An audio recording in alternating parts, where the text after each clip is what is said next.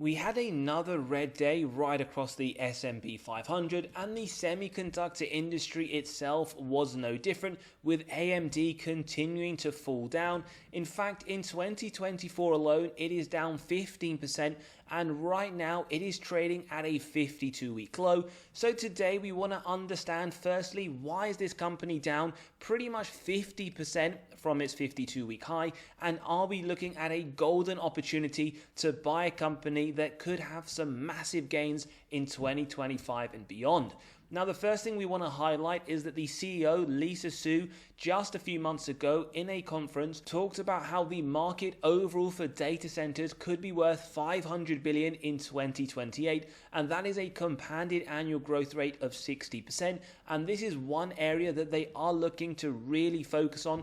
If we just look at the revenue generated in data centers in this latest quarter, it sits at 3.5 billion. That is up 122% on a year-on-year basis, and the margins that have come from this segment, 29%, it was 19% the same quarter last year, and just look at the operating income from data center alone, sitting at 1 billion. Now, this is one key area that they are looking to focus on to really drive their top line over the next few years, and as we just saw, they're anticipating 60% growth over the next few years alone.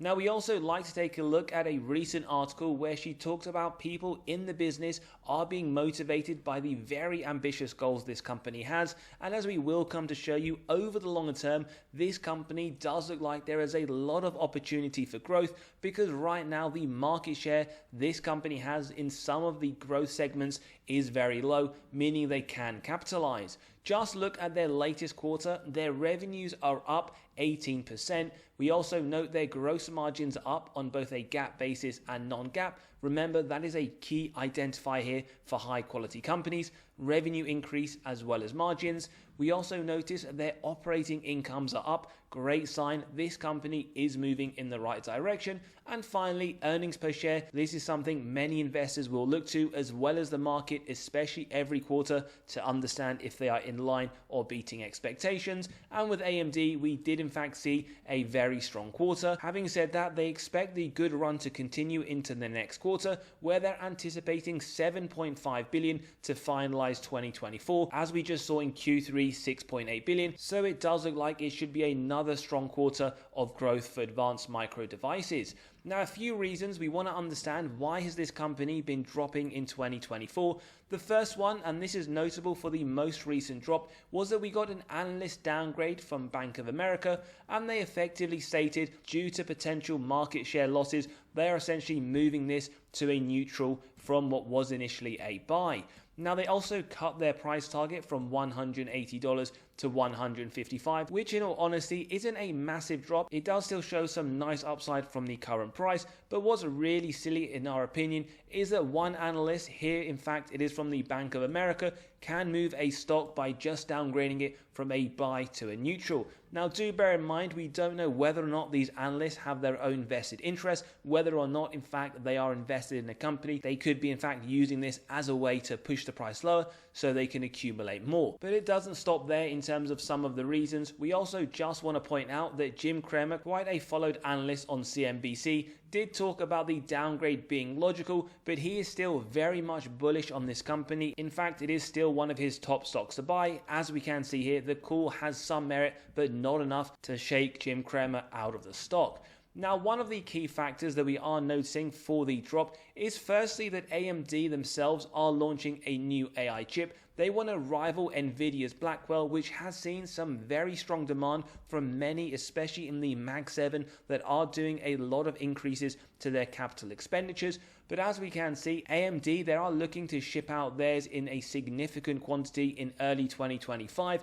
But what we have noticed is that overall they are facing a lot of competition in the artificial intelligence market, particularly from Nvidia, who right now dominate the sector. And many analysts are saying that AMD's AI chip development is lagging behind Nvidia by over at least a year, and therefore potentially limiting their market share growth.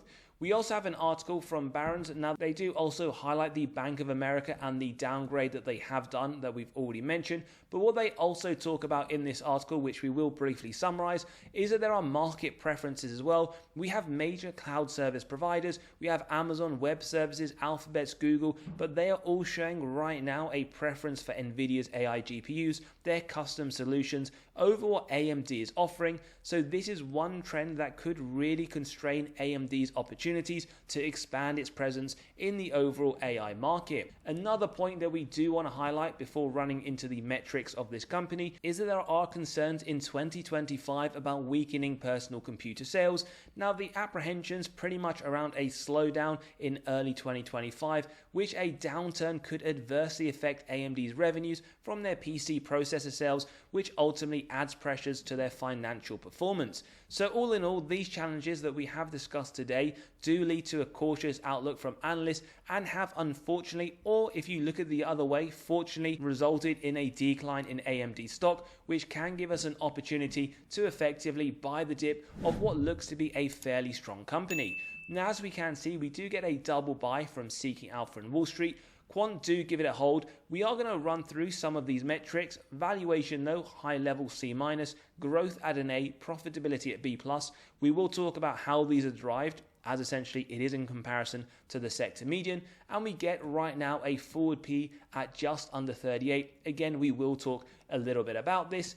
And over the last 10 years, this company, by quite a massive way, and we will show you back up the data, have outperformed the S&P. They're up 4,584% over the last 10 years. Now, we already talked about the CEO being very bullish about the industry, the ways they can capitalize, but just look, over the next 4 quarters, they are anticipating double-digit growth to the EPS for each one, and over the last 4, at a bare minimum, they have been in line, although they have marginally beaten 2, so 100% historical track record, which in turn, for the next full year, the EPS will be 5.1, that is essentially their estimate, and we can see in turn that will lower the forward P to 24.51, and this is really what we would say as their 2025 forward P. It is the one we would use when talking about this company, so we see it more around the 24-25 mark.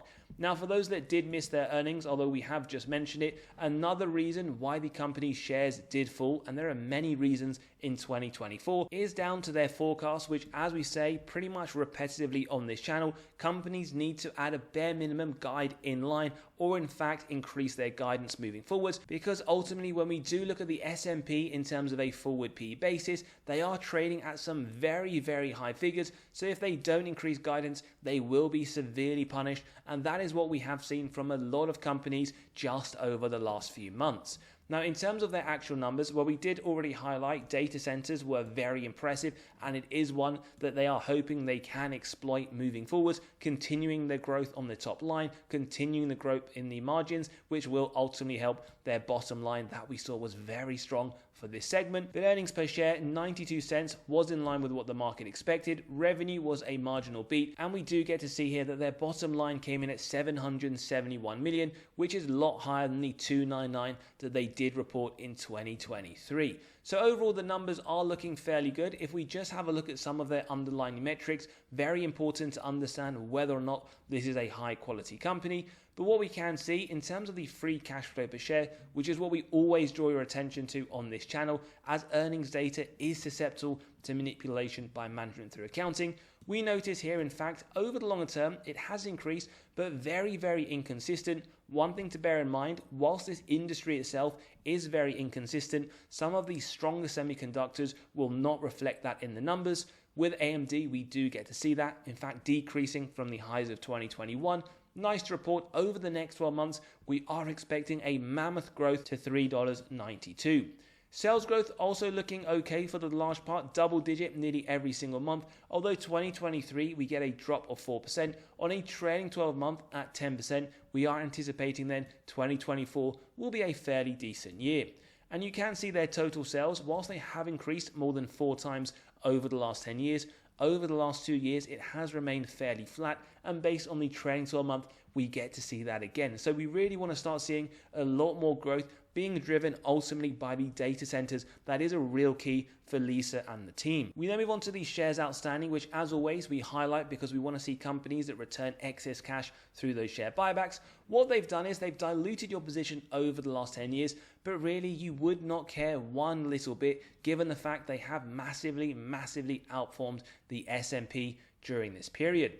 Then we move on to the ROIC, which as always we want 10% or more. Give us faith, management are able to effectively allocate their capital. Again, not something we do get unfortunately on a consistent basis. Last 2 years have been very low, and that is why when we come to our own valuation based on the DCF model later on, we do like to use a margin of safety.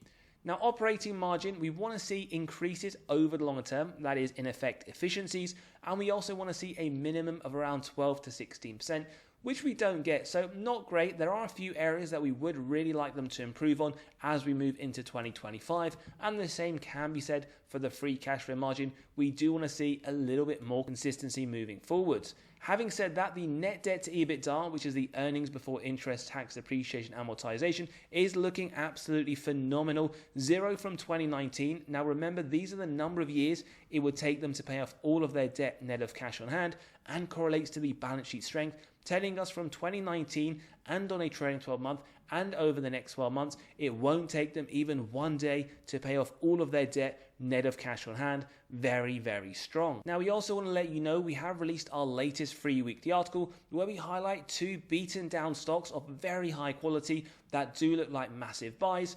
Now we send one out every single Monday morning to your inbox where we highlight severely undervalued stocks as well as what's gone in the market over the last few days. So click below, you can sign up and start reading straight away, where you'll also be able to gain access to 28 stocks for the month of December, which look very undervalued. We even have the upside that Wall Street themselves believe for each one. But on top of that, you can grab another spreadsheet with 29 stocks that Wall Street themselves believe right now have the most upside in the S&P 500. So click below, you can sign up and start reading straight away. We then move on to insider ownership, which sits at 0.73%, around 97 million worth of sales over the last year. And when we do take a look at the most recent quarter, we see 28 million. Now, who these insiders are, we can have a quick look, but we do in fact notice the CEO herself on the 4th of December, so just a few weeks ago, sold around 76,000 shares, netting her just under $11 million. Now, you can see all the information here for transparency, but as we say, insider selling, in our opinion, isn't necessarily a bearish signal. They sell for many reasons, personal, financial, but as always, if you want to use it, it is there for your own investment thesis. Institutional aspect, 71%, around 10 billion worth of sales over the last year. In the same time frame, we get about double the amount of buys, and we also notice in the most recent quarter, institutions are buying more. So institutions clearly bullish on advanced micro devices, but as always, remember, do your own due diligence, never copy what these insiders or what these institutions do. Now we want to talk about the income statement. We've already flagged their revenues over the long term has had some very nice growth, around 5 times, but over the last few years a little bit stagnant. Here we pretty much want to understand, what does the bottom line net income tell us? Is it a similar story? But we actually get a very different story. In fact, year on year, very inconsistent, decreasing from 2021. Positive to note, based on a trailing 12 month of 1.8 billion, 2024 is meant to look good, but again, we are noticing quite a bit of inconsistency. In terms of a quick health check, total cash versus total debt, we can see cash over the longer term has been increasing quite significantly from 1 billion to 4.5 billion. That is a 4.5 times increase. But as always, in isolation, these numbers are not going to give anything away, which is why we compare it to their total debt numerically and directionally, which has also shown a lot of inconsistency, around 2.2 billion in 2014, there or thereabouts over the same quarter. But as we saw, cash is superior, and as we mentioned, it won't even take them one day to pay off all of their debt net of cash on hand. The other thing we want to quickly flag is the cash they generate from operations. Little bit inconsistent as well, similar to other metrics, and in fact decreasing from 2021, but on a trailing 12 month it just sits above the 2 billion mark. Now the first thing we want to look at is the valuation grading. We will get to the growth and profitability shortly. They get a C-. Now, as we said, we actually believe this to be a lot lower if we look at the 2025 forward PE, which did sit in the mid-20s. But if we do use this figure, what this ultimately tells us that right now, this company is trading at a 45% premium to the overall sector. And that is pretty much reinforced no matter which valuation metric you use. And as always, when we get a company showing us that it is trading at a premium, we have to ask, one, does it deserve the premium? And two, essentially, how much of a premium does it deserve? And that is what we will answer. So look, we get the growth grade of an A, so that probably reinforces some level of a premium. 10% revenue year on year, sector median at 4. Moving forwards, 11%, sector median at 5.6. And then when we go to the earnings per share over the next 3 to 5 years, 42%, a lot better than the sector median at 15.5. Then we move on to looking at the profitability where they get a B+.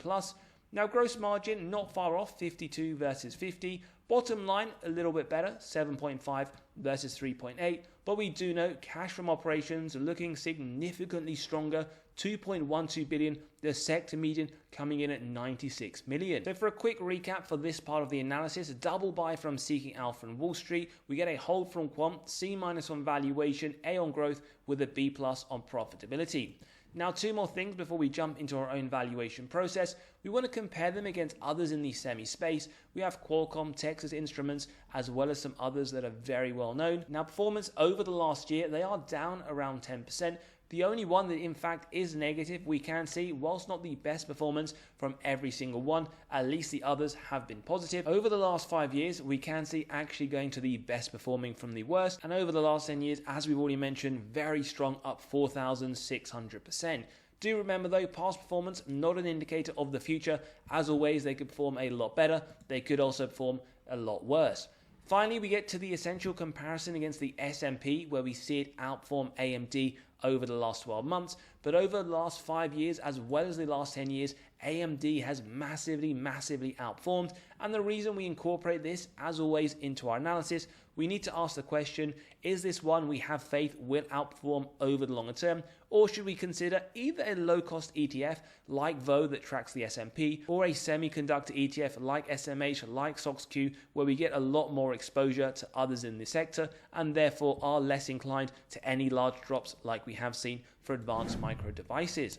Now our intrinsic value comes to $189, and we got this from the DCF model, which, as we will explain, we have the free cash flow year on year. Average growth, it is skewed as we have gone from negative to positive, but moving forwards, we have a 30% growth rate. With a discount rate, we get the present value of future free cash flows and terminal value.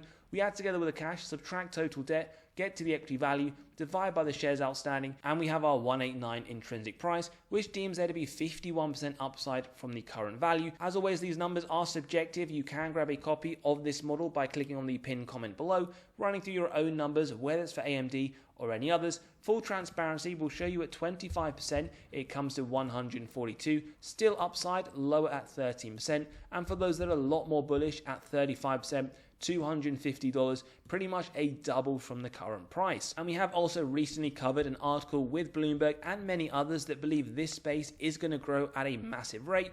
Bloomberg themselves have 42%, which, as we can show you at $366, pretty much indicates a 2x from this price now.